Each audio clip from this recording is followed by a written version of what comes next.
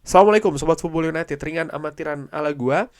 Di video kali ini gue bikin sebelum pertandingan menghadapi Crystal Palace di Selhurst Park ya. Ini ada sebuah artikel dari Opta Analyst, theanalyst.com ya, memperlihatkan bagaimana mereka ini kan memprediksi, mengkalkulasi setelah 4 pertandingan ada yang berubah mungkin dari prediksinya, dan juga dengan keadaan seperti ini mereka membuat seperti kayak proyeksi, prediksi juga akhir nanti akan seperti apa. Tentu saja bisa jadi akan berubah, bisa jadi akan ada dinamikanya, bisa jadi tidak sama ya, tapi ini menarik untuk dibahas menurut gua. Oke, langsung aja. Ketika dibikin ya, ini mereka dari 5 besar, mereka memprediksi bahwa setelah 4 pertandingan ini Manchester City akan menjadi peringkat pertama, Liverpool kedua, Brighton ketiga, Aston Villa, lalu Manchester United di peringkat kelima.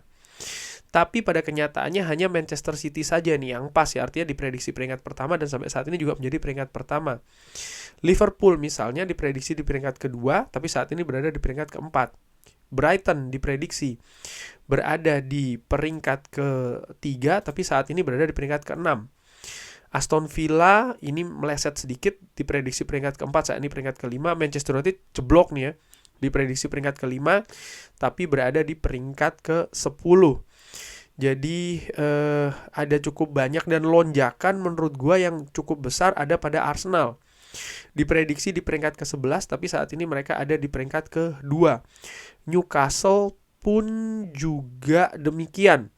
Diprediksi di peringkat ke-13, tapi saat ini Newcastle berada di peringkat ke-3 ya. Jadi ini sangat besar sekali lonjakan dari Newcastle. Tim-tim seperti kayak Ipswich, Everton diprediksi papan bawah dan juga tetap berada di papan bawah. Nah, terkait dengan Manchester United, ya terkait dengan Manchester United ini menarik juga ya bagaimana saat ini Manchester United ini kan mengumpulkan poin, yaitu adalah 6. Mereka mengumpulkan poin 6 dari 2 kali kemenangan. Tapi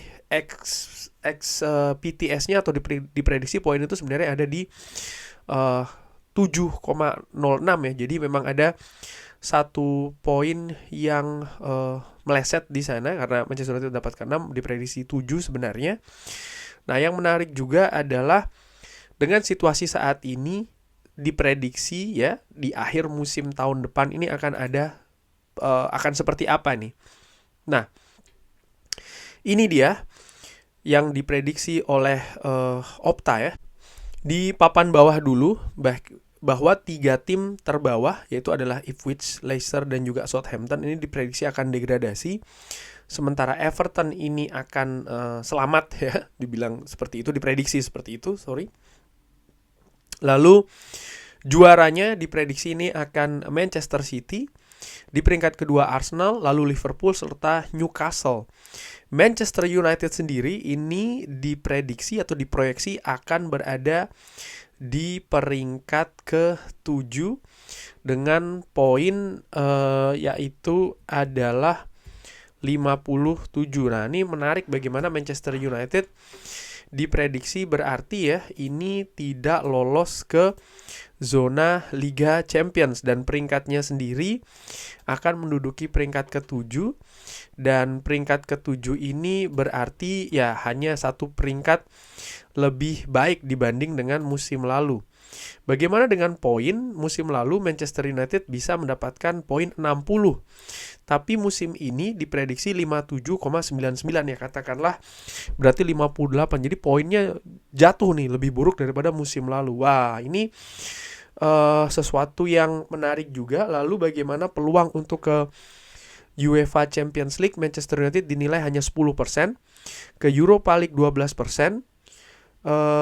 Jadi ini sekali lagi sangat kecil, bahkan peluang untuk menjadi juara ini 0,0% ya. Jadi betul-betul tidak ada peluang juaranya. Nah, bagaimana dengan situasi seperti ini ya? Gua sih melihat kalau melihat dari prediksi Opta di 4 pertandingan awal ini banyak juga yang meleset, walaupun ada juga yang tepat, misalnya kayak Manchester City. Tapi 5 besar saja, Liverpool, Brighton, Aston Villa, Manchester United yang diprediksi ada di 5 besar, ini semua meleset ya posisinya. Hanya kalau dilihat dari situasi tetap berada di 5 besar, ini hanya 3 tim, Manchester City, Liverpool, dan juga Aston Villa. Sementara Brighton dan Manchester United ini berada di luar proyeksi tersebut. Jadi menurut gua ya proyeksi ini sah-sah saja dilakukan, tapi keadaan juga sangat bisa berubah sih menurut gua. Artinya gua melihat ini hanya sebagai referensi, tapi ini juga bukan berarti referensi yang sebagian besar apalagi absolut gua pegang bahwa ini yang akan terjadi di akhir musim nanti. Ini bukan karena soal masalah gua berharap Manchester United akan bisa karena gue support Manchester United dan gue berharap Manchester United akan finish di posisi lebih tinggi. Bukan karena itu saja, tapi karena juga ya 2 hal paling tidak. Nomor 1 yaitu adalah ya proyeksi di 4 pertandingan awal saja ini juga banyak fluktuasinya ya, bukan cuma di Manchester United, juga tim-tim lain yang dianalisa oleh Opta. Lalu nomor 2 ya, situasi ini menurut gue akan sangat cair, dinamika bisa naik dan turun. Misalnya ketika ada tim yang pemainnya banyak cedera atau pemainnya banyak cedera ya, lalu juga pemain inti mungkin tidak banyak tapi beberapa pemain intinya yang cedera, pemain kuncinya, ini kan tentu saja kan mempengaruhi kekuatan di tim tersebut. Belum lagi kalau ada gejolak nih di manajemennya, ini juga bisa sangat mempengaruhi. Jadi ada banyak komponen banget ya yang bisa mempengaruhi performa dan juga hasil dari sebuah tim. Oleh karena itulah menurut gue prediksi ini bagus ya, tapi tidak gua akan pegang secara absolut. Di sisi lain, kalau melihat bahwa Manchester United diproyeksi akan finish di peringkat ke-7, kalau menurut gua secara ringan amatiran dari peringkat ke-7 ini, maka berat ya ketika mungkin melihat Manchester United ada di 3 besar. Berada di 4 besar saja ini merupakan sesuatu yang berat. Artinya apa? Memang tim Manchester United dari sisi analisa yang dilakukan oleh Opta ini belum bisa berbicara banyak di Premier League. Berbicara banyak artinya ya ada di posisi papan atas secara konsisten, secara stabil, apalagi sampai berada di perburuan gelar juara. Tidak seperti itu. Bahkan untuk bisa berada di 4 besar di zona Liga Champions ini merupakan sesuatu yang berat banget ya. Dan kalau melihat situasi di 4 besar yang berat banget ya. 4 besar ini kan berarti Manchester United juga poinnya, kalau melihat dari musim lalu Aston Villa misalnya ya, berada di peringkat 4 itu poinnya 68 dan menderita 10 kali kekalahan, maka Manchester United ya akan seperti itu juga sih menurut gue ya, untuk bisa berposisi 4. Artinya tetap akan ada kekalahan-kekalahan yang diderita, ada fluktuasi, ada dinamika naik turun, belum ada stabil-stabil banget, dan itu saja sulit menurut gue, akan tantangannya besar banget, dan ini realitanya seperti itu. Namun sebagai fans tentu saja kita pasti berharap Manchester United bisa melakukannya. Kita berharap Manchester United bisa kembali ke habitatnya di zona Champions League. Ya, ini bukan tugas yang mudah. Bisa jadi juga Opta ini melihat bagaimana performa Manchester United yang kalah menghadapi Brighton ya kan, lalu juga kalah menghadapi di kandang sendiri menghadapi Liverpool, sehingga perhitungan ataupun prediksi untuk akhir musim nanti juga ini berubah lagi.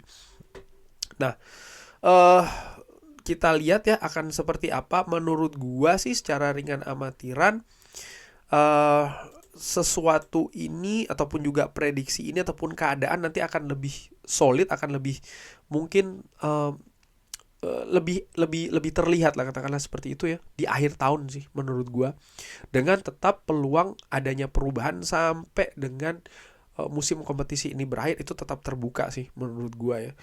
Kita lihat akan seperti apa. Yang jelas Manchester United sampai dengan akhir tahun ini akan memiliki tantangan-tantangan ya di jadwal yang akan diikuti, berupa misalnya ya mereka akan tampil di Europa League, lalu juga jadwal pertandingan-pertandingan seperti kayak menghadapi Chelsea, lalu juga Manchester United akan menghadapi Arsenal, bahkan nanti akan menghadapi Manchester City juga ya di bulan Desember, serta menghadapi Newcastle.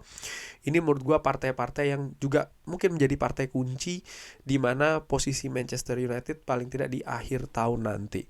Kurang lebih seperti itu. Bagaimana menurut Sobat Football United? Seperti biasa silahkan drop di kolom komen. Terima kasih sudah menyaksikan. Jangan lupa like, share, dan juga subscribe. Wassalamualaikum warahmatullahi wabarakatuh. Thank you.